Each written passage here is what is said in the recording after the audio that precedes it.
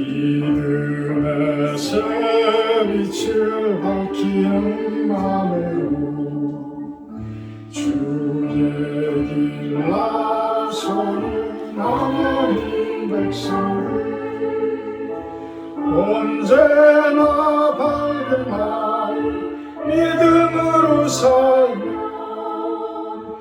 은혜의 구원 열매 풍성히 맺으리 소망의 새 빛이 가득한 마음으로 주의 길 따르는 하나님 백성이 언제나 푸른 말 소망으로 살며 영광의 하늘나라 멸류관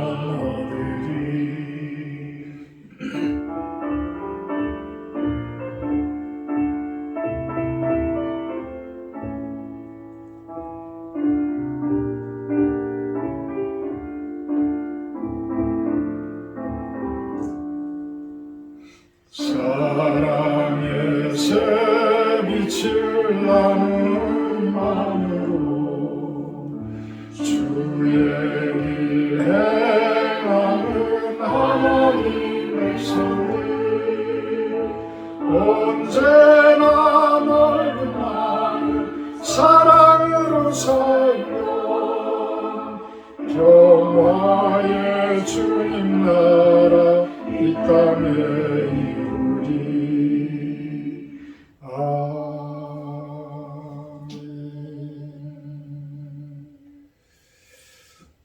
다같이 사도신경 하심으로 신앙 고백하도록 합니다.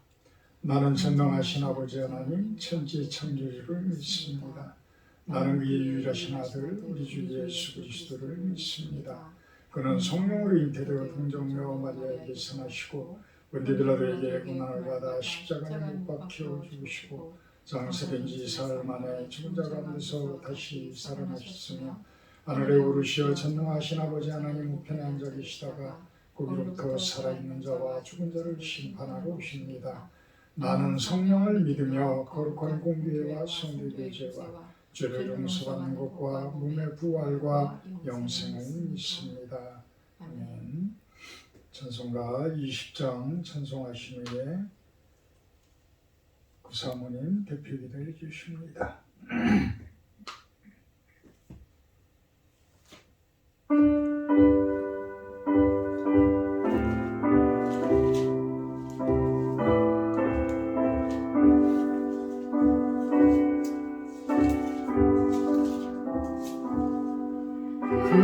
영광 중에 계신 주 나 찬송합니다.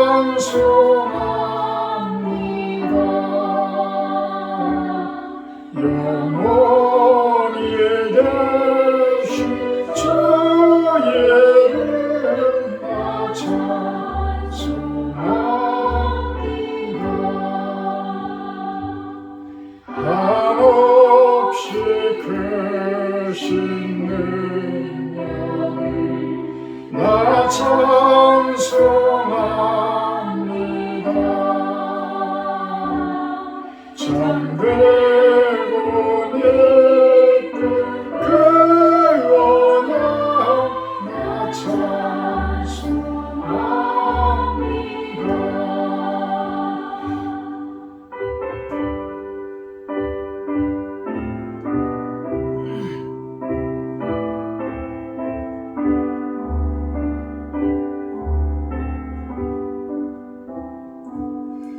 온 천지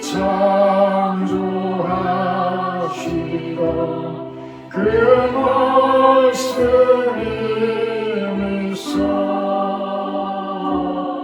영원히 변치 않는 줄 나 믿사옵니다.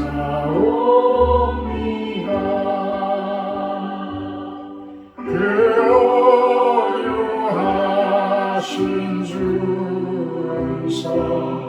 나를 불러주시고 그 품에 품어주시니 나 찬송합니다.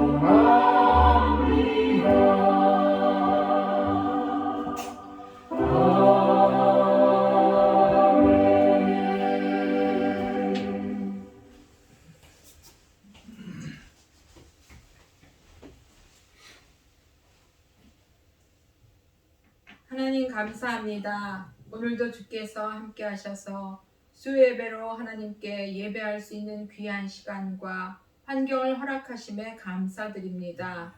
하나님은 우리가 측량할 수 없는 큰 일을 또 셀 수 없는 기이한 일을 행하시는 분이심을 믿습니다. 우리 인생 가운데 하나님의 깊은 뜻과 계획하심이 있고 한 사람 한 사람의 생을 디자인하시고 만들어 가시는 주님, 한 번도 나를 실망시킨 적이 없으시고 언제나 공평과 은혜로 나를 지키셨음을 이 시간 고백합니다. 아멘. 이전에도 또 지금도 또 앞으로도 우리를 떠나지도 버리지도 않으실 것을 믿으며 신실하신 하나님을 찬양하며 경배합니다. 아멘. 때론 앞날의 일들이 우리의 생각과 계획대로 되어지지 않는다 할지라도 그 시간 가운데 우리를 더 견고하게 다듬어 가시고 하나님의 깊은 뜻을 알아가게 하시며 가장 좋은 길로 인도하시는 분이심임을 또한 고백합니다. 아멘. 너희 안에서 행하시는 이는 하나님이시니 자기의 기쁘신 뜻을 위하여 너희에게 소원을 두고 행하게 하시나니 모든 일을 원망과 시비가 없이 하라고 하신 주님의 말씀에 따라 우리의 다름질과 수고가 헛되지 않게 하시기 위하여 당부하시는 말씀에 순종하며 우리 모든 믿음의 권속들이 그리스도의 날에 주님의 자랑이 되게 하여 주시옵소서. 아멘. 마음을 비우고 정결한 마음으로 빈 마음으로 당신 앞에 서기를 원합니다. 세상적으로 차 있는 우리의 욕망과 거룩함으로 잘 포장된 나의 의를 버리고 주님 앞에 청결한 마음으로 서게 하여 주시옵소서. 아멘. 기름 부어 세우신 당신의 종에게 사랑과 진실함과 거룩함으로 목양의 사명을 다하게 하시고 늘 단위에 세우셔서 전하시는 말씀에 성령의 기름을 부으심으로 함께 하셔서 하나님의 마음을 대언하는 목자로 세워주시기를 원하고 기도합니다. 아멘. 아마존 홍성진 선교사님 가정과 또 필리핀 정준 선교사님 가정, 러시아 배봉현 선교사님 가정을 지켜주시고 저들의 수고가 헛되지 않도록 귀한 열매로 드러나게 하여 주시옵소서. 아멘. 11월 12일 하나님의 위대하심과 일하심을 증거하기 위하여 다니엘 기도 강사로 아마존의 김혜숙 사모님을 세우시는 주님, 귀한 열매로 그 수고와 땀의 결실을 맺게 하심에 감사드립니다. 모두가 도전받고 은혜 받는 시간이 되어지기를 기도하오며 사모님을 능력으로 붙들어 주시옵소서. 아멘. 이 시간도 성령의 도우심을 구하오며 예수님 이름으로 기도하옵나이다. 아멘.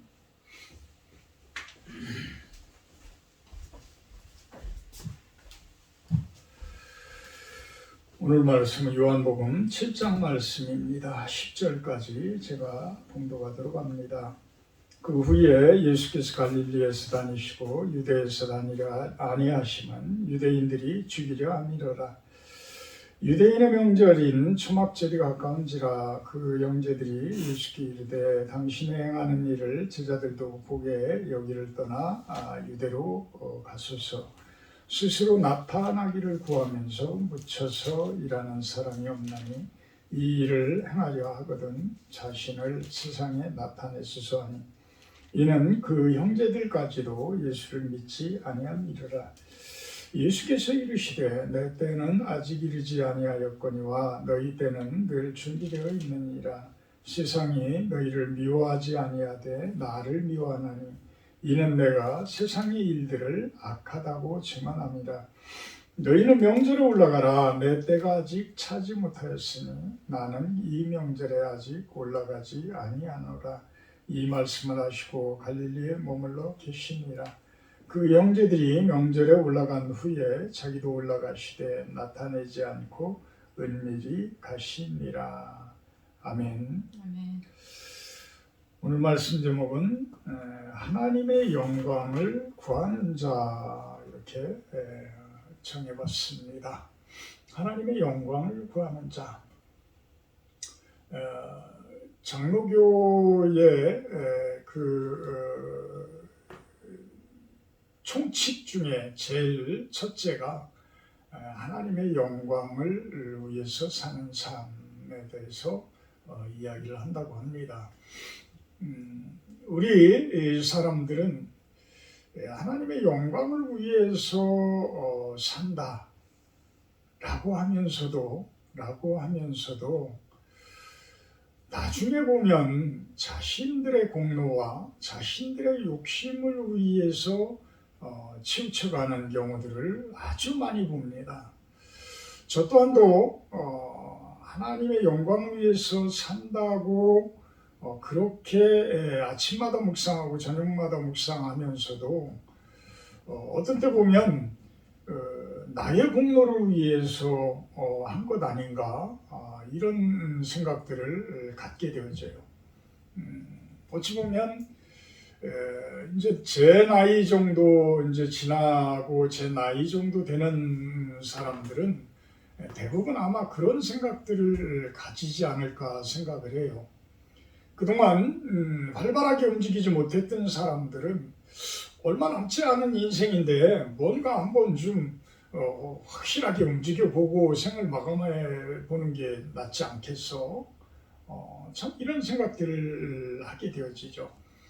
어떤 목회를 하더라도 좀 크게 좀 하는 것, 또 선교를 하더라도 좀 멋지게 좀 하는 것. 그런데 과연 그런 것들이 하나님의 영광을 위한 길이냐라고 질문을 했을 때에 그거에 대해서 답을 내 마음속 깊숙이서부터 우러나는 진정한 답이 되어져야 한다라는 것이죠. 그냥 거칠애적인 그럼요 하나님의 영광을 위해서 하죠. 말은 그렇게 한데 나중에 자세히 면밀히 나를 살펴보게 되면 내 안에 어떤 나의 의를 위해서 나의 공로를 위해서 하지 않았나라는 질문을 던질 때에 과연 참 부족함이 없냐 라는 질문을 하고 싶습니다. 참 어제는 친한 친구가 좀 서류를 좀 만들어야 된다고 대전을 갔다가 같이 점심 식사를 하면서 그 친구하고는 저하고 먹는 것도 좀 비슷해서 촌놈이다 보니까 촌사람이다 보니까 참 육교 순대라는 그 순댓국집에서 순댓국 한 그릇하고 이렇게 먹는 걸로 아주 감사해야 합니다. 그 친구는 그래도 작은 기업이지만 그래도 성실하게 잘 운영을 하고 있어요. 꽤 연매출도 일으키고 지금은 여기 천안 병천에 공장을 또 인수를 해서 직원들도 한 12명 정도가 된다고 합니다. 근데 그 친구하고 식사를 하고 끝마치고 이제 헤어지기 전에 참 이런저런 이야기를 나누다가 그 친구 이야기가 아직도 내 머릿속에 가득 남아있는데 참 한국에서 조용히 사는 사람들보다 더 잘 사는 사람은 없는 거 아니야? 그런 이야기를 하는 거예요. 그러니까 조용히 살 수 있다라면 조용히 사는 사람이 가장 잘 사는 삶이다.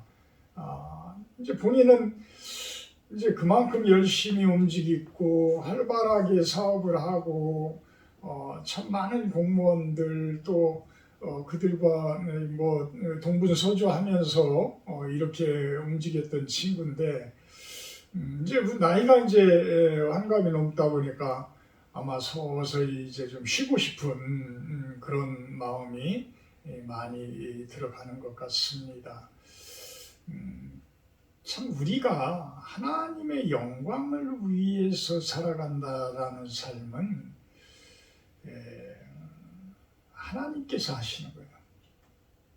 우리가 한다고 해서 되는 것이 아닙니다.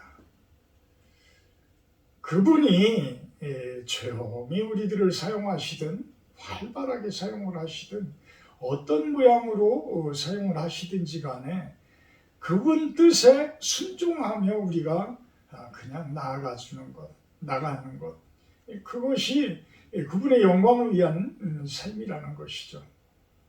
그래서 그분의 큰 뜻을 위해서 우리로 하여금 소원을 두고 행하게 하신다라는 그 말씀 안에는 우리가 소원을 두고 기도하는 그 일들이, 또 우리가 추구하는 그 일들이 과연 하나님의 영광이 되는 일들인지 참 면밀히 검토를 해야 돼요. 그러기 위해서는 내 안에 있는 그 모든 감정들까지도 아주 세밀하게 살펴보고 뒤집어 봐야 하는 그런 상태일 것입니다. 본문으로 돌아와서요. 7장 1절에서 9절까지는 예수의 형제들의 조롱을 받는 모습을 나타내고 있습니다. 친형제들이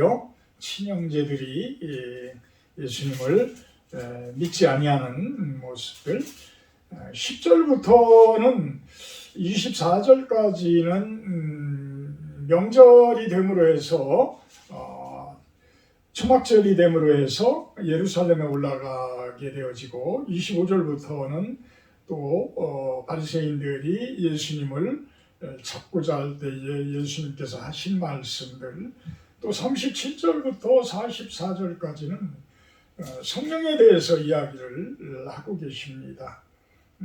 마지막 45절에서 마지막 절까지는 유대인들, 특히 대제사장들과 바리새인들은 예수님이 그리스도인 것에 대해서 전혀 믿지를 않고 오히려 대적하는 모습으로 선다라는 것을 이야기합니다. 참 7장 1절에서 예수께서 갈릴리에서 다니시고 유대에서 다니려 하지 아니하신 것은 유대인들이 예수님을 하나님의 아들이라 칭하고 또 예수님께서 행하는 모든 일들이, 그 큰 이적들이 자신들에게 도움이 되어지지 않아서 결국은 자신들의 체제, 자신들의 어떤 권위, 권력 이런 것들이 송두리째 무너져 버릴 것 같으니까 그들은 예수님을 죽이려고 하게 됩니다. 근데 예수님께서는 아직 할 일들이 너무 많이 남아 있어요. 그러다 보니까 유대에 들어가서 그들에게 붙잡히지 않기 위해서 또한 갈릴리에서 다니고 계셨습니다. 그런데 그 모습을 보면서 예수님의 그 형제들이 참 조롱 섞인 이야기들을 합니다. 당신이 행하는 일 제자들도 보게 여기를 떠나 유대로 가소서. 4절에 스스로 나타나기를 구하면서 묻혀서 일하는 사람이 없습니다. 이 일을 행하려 하거든 자신을 세상에 나타내소서. 5절에 이는 그 형제들까지도 예수를 믿지 아니합니다 라고 이야기를 합니다. 참 예수님의 그 크신 뜻이 있는데 예수님의 형제들은 심지어는 히브리서 다음에 야고보서 있죠. 야고보서의 저자가 예수님의 동생인 야고보로 이야기를 합니다. 그렇게 동생들이 이렇게 나중에는 회심을 해서 큰 그러한 성경까지도 쓰게 되어지고 이러지만, 지금 상태에서는 어려서부터 이렇게 형을 보아왔는데 메시아로는 전혀 볼 수가 없는 상태였었죠. 그러다 보니까 이제는 또 집을 나가서 혼자서 떠돌아다니고 이러면서 또 많은 사람들 이야기를 들어보니까 오히려 표적들도 많이 행하고 했다라고 하는데 고향 땅에 와가지고는 그런 일들을 안 한단 말이에요. 그래서 예수님께서 그에 대해서 이야기들도 하죠. 선지자들이 고향 땅에서는 대우를 받지를 못한다라는 표현을 하면서 표적을 행하지를 않으시는 거예요.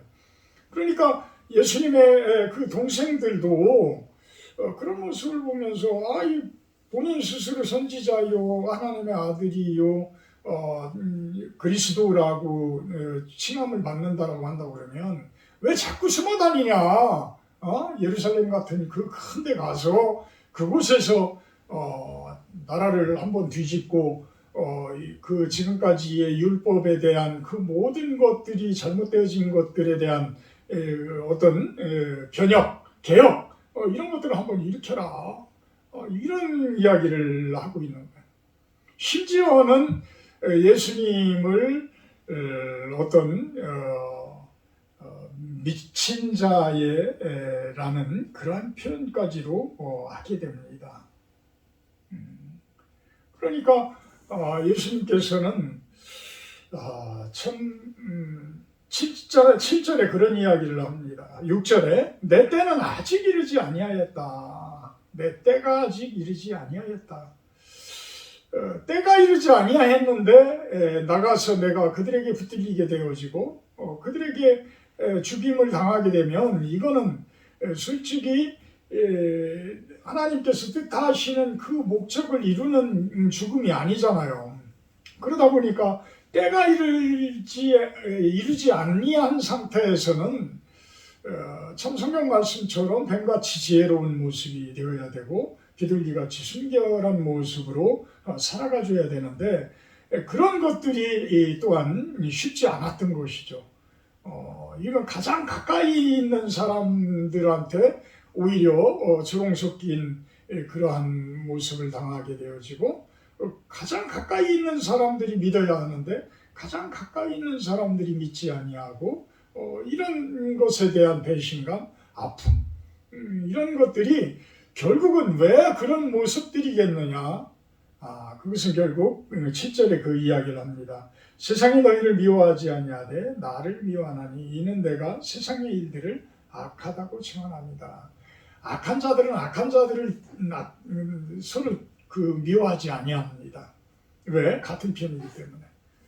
그래서 대부분 세상 가운데서도요 못된 짓 하는 사람들은 못된 짓 하는 사람들끼리 모여요. 그러니까 범죄자들끼리 모이게 되고 감옥에서 오히려 무슨 자기네들까지 의형제를 맺고 이런 모습으로 하면서 세상 가운데서 온갖 못된 짓들을 해나갑니다. 결국은 예수님의 동생들도 예수님을 제대로 바라보지 못했다라는 이야기는 그 시대 상황이 얼마나 악하냐, 그 모든 세상 그 구조가 얼마나 악한지를 보여주고 있는 것입니다.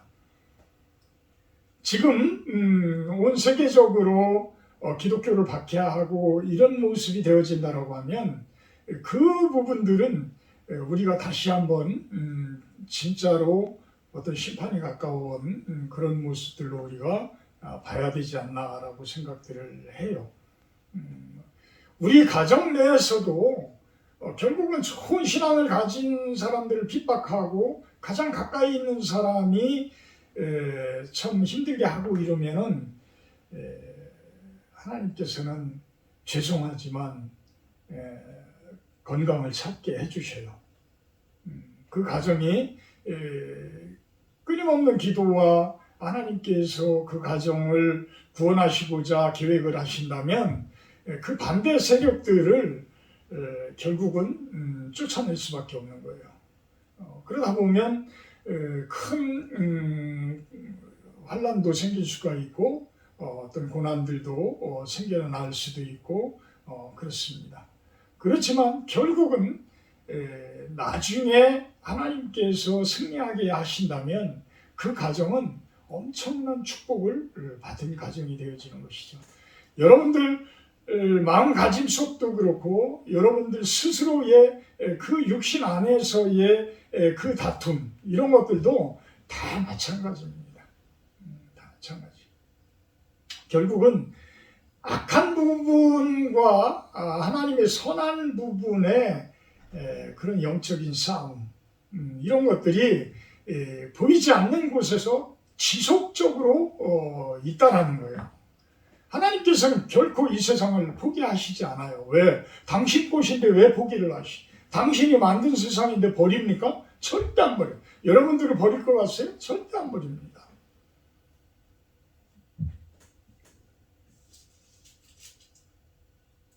그러면서 10절부터는 조용히 예루살렘에 올라갑니다. 예수님은 절대 율법을 범하지 않습니다.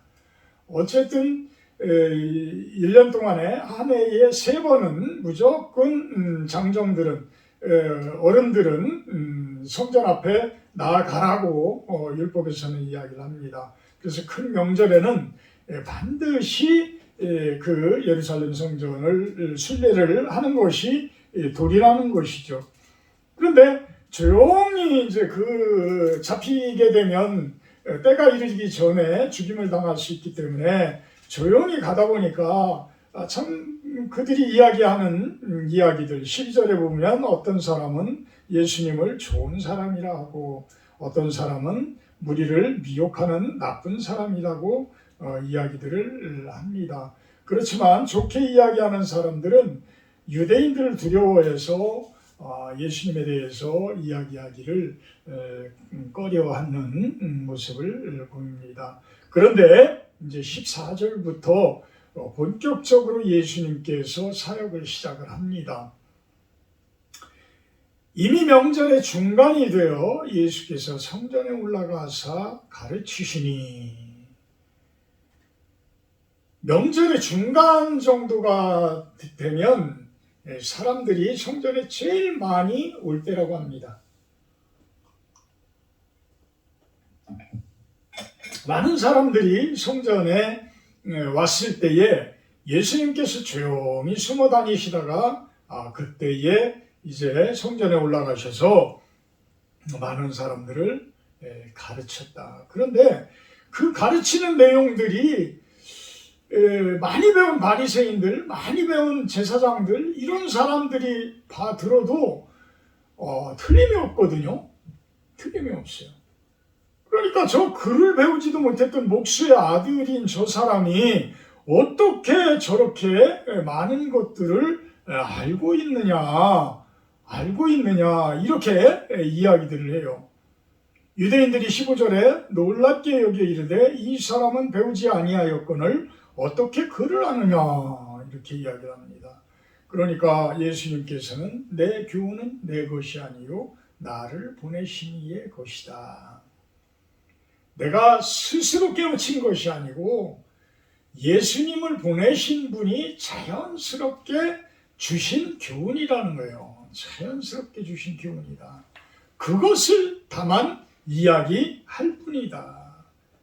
그러니까 이 교훈이 하나님께로부터 왔는지 내가 스스로 말함인지 알리라. 사람이 하나님의 뜻을 행하려 하면 이 교훈이 하나님께로부터 왔는지 내가 스스로 말하는지 깨닫게 되어질 것이다. 어떻게? 하나님의 뜻을 행하려 한다면, 하나님의 편에 서게 된다면 예수님께서 이야기하는 진리들이 사람에게서 왔는지 사람 스스로가 이야기하는 그 내용에서 왔는지 하나님으로부터 왔는지를 알게 될 것이다. 알게 될 것이다. 진리를 제대로 깨닫는 사람들은 그것을 구별할 줄 안다라는 거예요.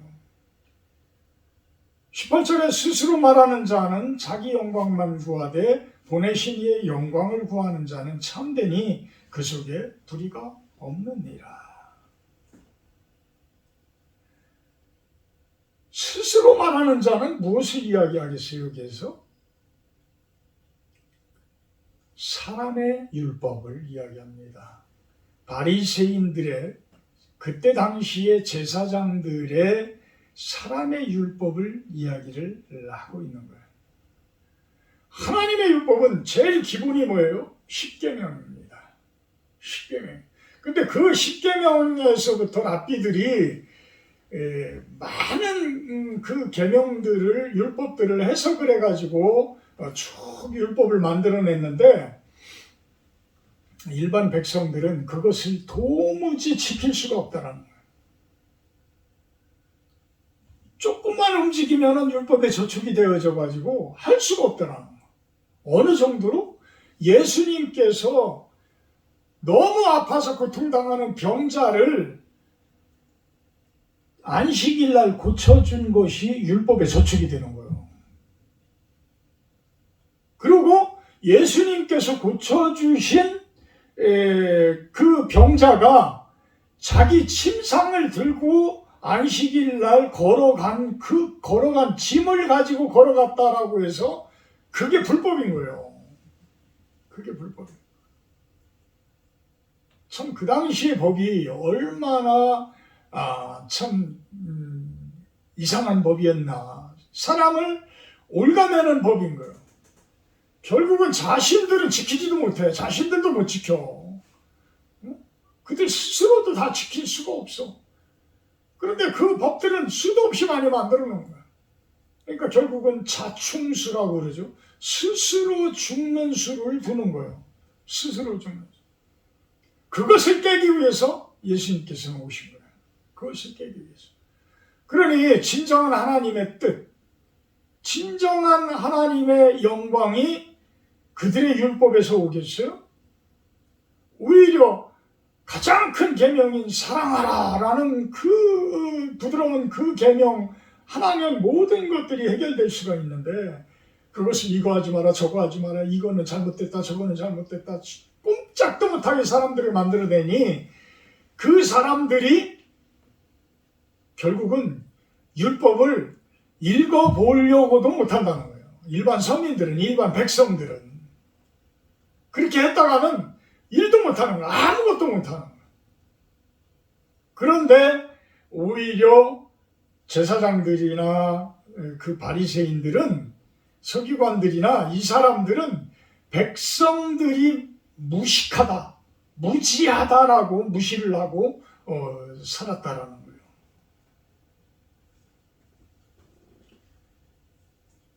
그러니까 18절에 그 예수님께서는 이야기를 하는 거예요. 스스로 말하는 자는 이 이야기는 뭐냐면 사람의 율법을 만들어서 그것으로 못된 짓 하는 자는 자기 영광만 구하되 하나님 보내신 이의 영광을 구하는 자는 참된 자들이다.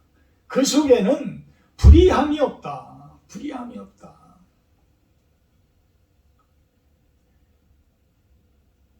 로마서 14장 17절 말씀에서 그 이야기를 하죠. 하나님의 나라는 성령 안에서의 의와 평강과 희락이다. 성령 안에서의 의. 이거는 성령이 항상 내 안에 있으면서 내가 잘못된 일을 행하지 않는다라는 거예요. 그러한 사람들이 합쳐졌을 때 하나님 나라가 이루어지고 그 이루어지면서 내 안에서부터의 평강이 있고 기쁨이 있고 온 세상 가운데 평강과 기쁨으로 이어진다라는 거예요. 성령이 충만되어질 때 그 이야기를 예수님께서는 하고 계셔요. 그래서 하나님의 영광을 구하는 자들에게는 성령이 충만되어져서 그들에게는 불의함이 없다. 하나님 나라를 이루게 된다. 이 이야기를 하고 있는 것입니다. 그렇게 이야기들을 하고 그렇게 가르치다 보니까 25절부터는 뭐예요? 예수님을 잡아서 이제는 죽이려고 하는 그 모습들이 드러나기 시작을 합니다. 그래도 예수님께서는 28절에 예수께서 성전에서 가르치시며 외쳐 이르시되 너희가 나를 알고 내가 어디서 온 것도 알거니와 내가 스스로 온 것이 아니니라. 나를 보내신 이는 참되시니 너희는 그를 알지 못하나 나는 아노니 이는 내가 그에게서 났고 그가 나를 보내셨습니다. 참 예수님께서 성전에서 가르치시는 그 교훈과 진리, 그 진리를 사람들이 깨달으면서도 부정을 해요. 깨달으면서도 부정을 합니다. 그것을 아는 것 같으면서도 부정들을 하는 거예요. 참 그럴 때 얼마나 예수님께서는 답답하셨을까? 얼마나 답답하셨을까? 참 있는 그대로 다 드러내고 기적도 보여주고 표적도 보여주고 병자들도 벌떡벌떡 일으키게 해주고 다 해주는데도 그들은 그것을 부정을 하는 거예요. 본 사람들은 믿는데 돌아서서 나가면 그들을 현혹하게 하고 그들을 또 악의 구렁텅이에 빠지게 하는 그 자들은 또 예수님을 적대시하고 예수님을 죽이려 하고 이런 모습. 얼마나 악이 팽배한 모습이면 그 시대 상황 가운데 얼마나 그런 모습이었으면 예수님께서는 그런 답답한 이야기를 하고 있을까요? 내가 그에게서 났고 내가 하나님에게서 났고 하나님께서 나를 보내셨다. 하나님을 보내셨다. 그렇게 해도 30절에 그들이 예수를 잡고자 하나 손을 대는 자가 없으니 이는 그의 때가 아직 이르지 아니하였다. 그러면서 33절에는 자신의 죽음에 대해서 이야기를 합니다. 내가 너희와 함께 조금 더 있다가 나를 보내신 이야기로 돌아가겠다. 37절부터는 성령에 대해서 이야기를 하는데요. 38절에 누구든지 목마르거든 내게로 와서 마시라. 나를 믿는 자는 성경의 이름과 같이 그 배에서 생수의 강이 흘러나오리라. 이는 그를 믿는 자들이 받을 성령을 가리켜 말씀하신 것이다. 성령에 대해서 요한복음에서는 많은 곳에서 이야기를 하고 있는데요. 16장 7절 8절 한번 제가 읽어봐 드리겠습니다. 요한복음 16장 7절 8절 그러나 내가 너희에게 실상을 말하노니 내가 떠나가는 것이 너희에게 유익이라. 내가 떠나가지 아니하면 보혜사가 너희에게로 오시지 아니할 것이요 가면 내가 그를 너희에게로 보내리니 그가 와서 죄에 대하여 의에 대하여 심판에 대하여 세상을 책망하시리라. 아멘. 예수님께서 부활하셔서 가셨기 때문에 우리들에게 성령님들을 이렇게 보내주시는 거예요. 그 성령님들이 우리 안에, 내 안에, 여러분들 안에 다 나누어져서 들어가 계시는 거예요. 결국은 나눠져 있는 것 같지만 하나님의 나라의 모습에서 보게 되면 결국은 그것이 하나인 것이죠. 그래서 성령을 모신 사람들은 예수님의 몸된 교회의 모습인 거예요. 그 구성원들이 되는 거예요. 그 지체들이 되어지는 거예요. 그래서 우리들이 모여서 교회가 되어지고 그 교회들이 모여서 예수님의 몸이 되어져 가는 것이다. 이 성령이 오는 것에 대해서는 아주 중요합니다. 예수님께서는 결국은 한 분으로서 십자가에 돌아가셨지만 그분이 돌아가심으로 인해서 수도 없이 많은 셀 수 없는 그러한 성령들이 우리 안에 모시게 되어진다라는 것입니다.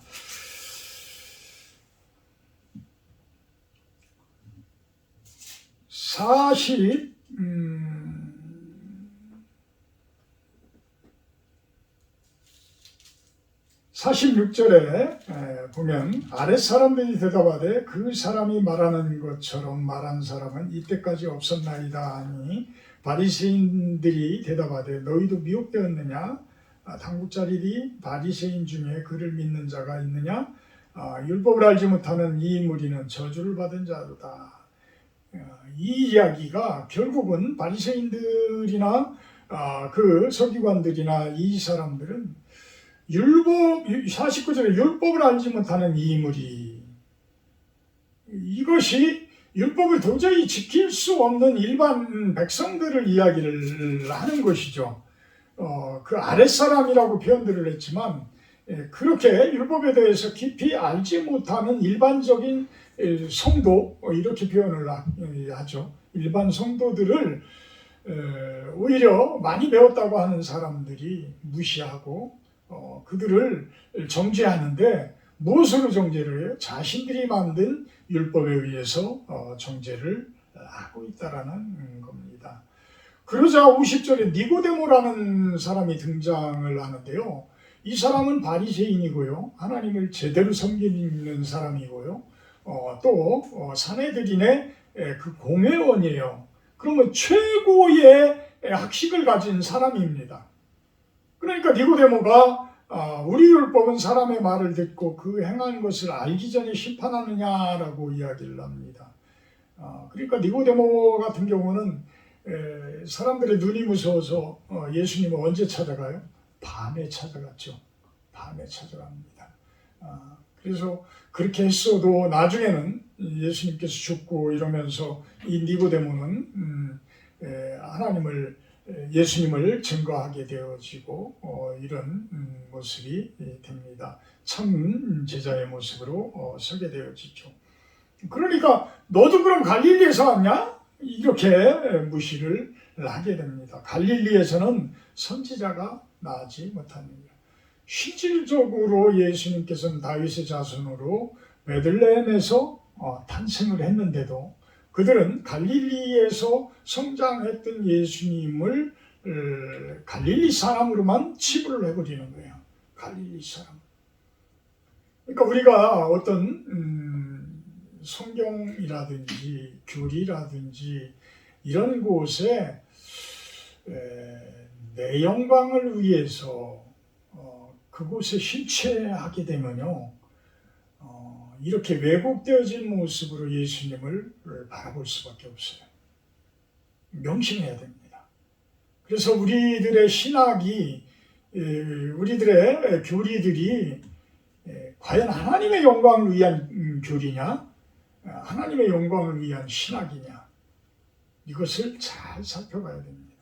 이단들은요, 교묘히 그것을 이용을 해서 자신들의 영광, 교주들의 영광, 자신들의 종교들을 위한, 자신들의 종파의 영광을 위해서 만들어감을 바라보게 됩니다.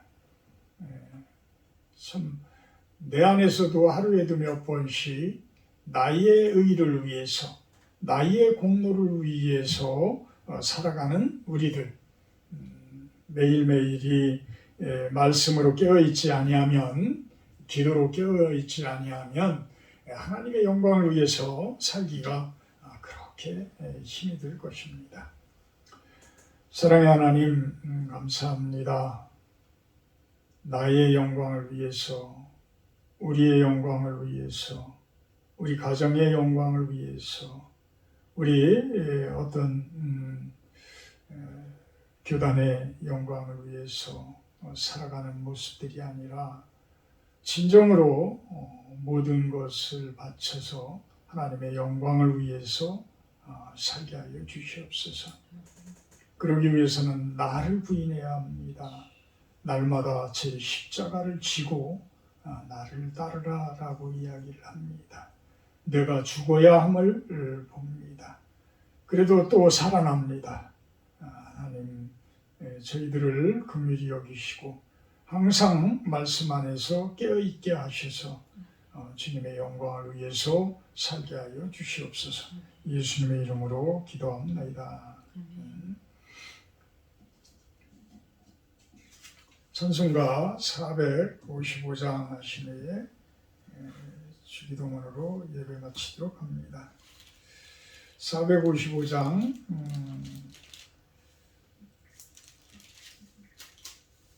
주님의 마음을 본받는 자.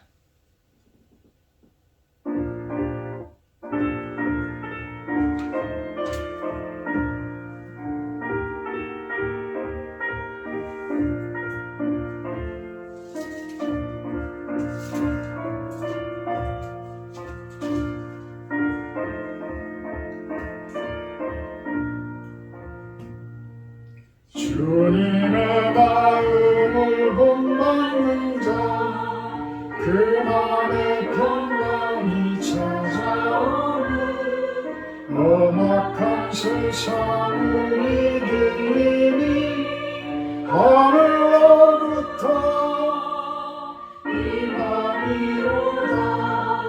주님의 마음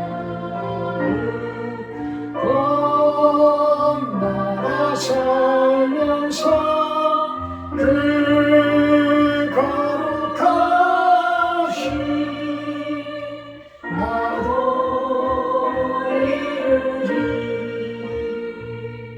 주 모습 내 눈에 엉보이며 그 음성 내 귀에 안 들려도 내 영혼 날마다 주를 만나 신령한 말씀 늘 배우도다. 주님의 마음 본받아 살면서 그 거룩하신 나도 이루리.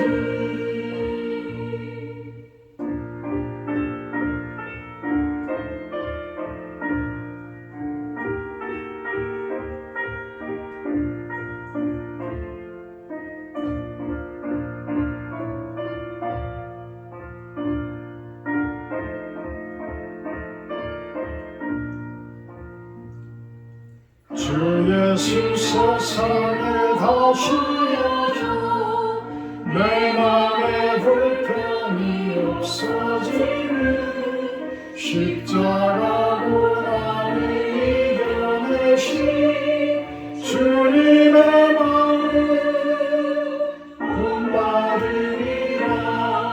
주님의 마음 본받아 살면서 그 거룩하신 나도 이루리. 주 예수 세상에 다시 오시 그날의 모습도 변화하여 주님의 빛나는 그 영상을 다 함께 보며 주 찬양하리. 주님의 마음 본받아 살면서 그 거룩하신 나도 이루리. 사랑의 하나님, 우리 유석영 집사님이 많이 아프시다고 합니다. 그동안 밤농사를 하면서 여러 가지 많이 힘들었었나 봅니다.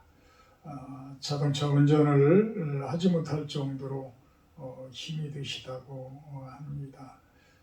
위로하시고 살피시고 건강히 회복하여져서 다시 주님 잘 섬길 수 있는 그런 귀한 집사님으로 세워주시옵소서.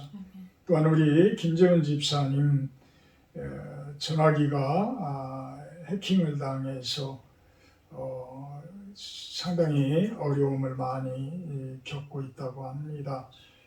잘 해결되어져서 그 전화번호가 그대로 살려져서 하는 사업이 어려움이 없도록 주님께서 또한 인도하시기를 소망을 합니다.